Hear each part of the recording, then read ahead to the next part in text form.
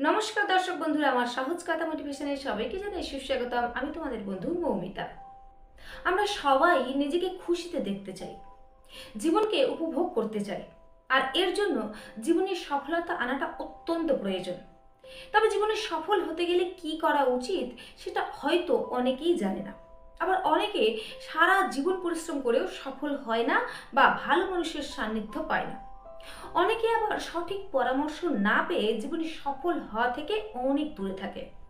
আমরা শুধু জীবনে সফল হব, অনেক টাকা ইনকাম করব, জীবনে সুখের জন্য সব কিছু করব, এটা ভাবতেই থাকে মানুষ। আর ভাবতে ভাবতে জীবন শেষ। যখন জীবনে আর কিছু করার থাকে না, তখন নিজেদের পছন্দ মতো কাজ না পেয়ে যে কোনো কাজে এরা ব্যস্ত হয়ে পড়ে। এটাই কি জীবন? এটাই কি তুমি চেয়েছিলে? না, তুমি তো এটা চাওনি। তুমি তো জীবনে সফল হতে চেয়েছিলে। তাহলে আজ কেন হেরে গেলে জীবনের কাছে? আজ তোমার হেরে যাওয়ার কারণটা কি? আজ তোমার হেরে যাওয়ার কারণটা হলো তোমার অলসতা। আর যা তোমাকে হারিয়ে দিয়েছে, তুমি কি সত্যি নিজেকে হারতে চাও? আর পাঁচজন অসফল মানুষের পাশে দাঁড়িয়ে তুমি তাদের দল ভারী করতে চাও? না, কখনোই না।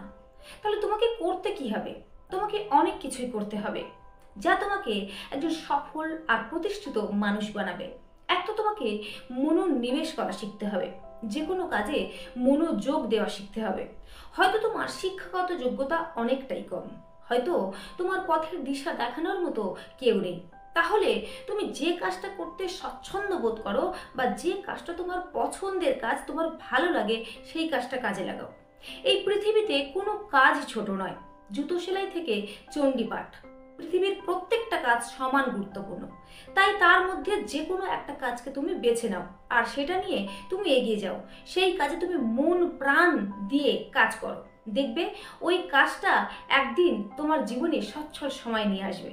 আর ওই কাজের মাধ্যমে একদিন তুমি তোমার জীবিকা অর্জনের পথ খুঁজে পাবে। তো আজকের ভিডিওটা এই পর্যন্ত। ফিরে আসছি নতুন কোনো ভিডিও নিয়ে। ততক্ষণ নিজের খেয়াল রাখো, সুস্থ থাকো আর ভালো থাকো। নমস্কার।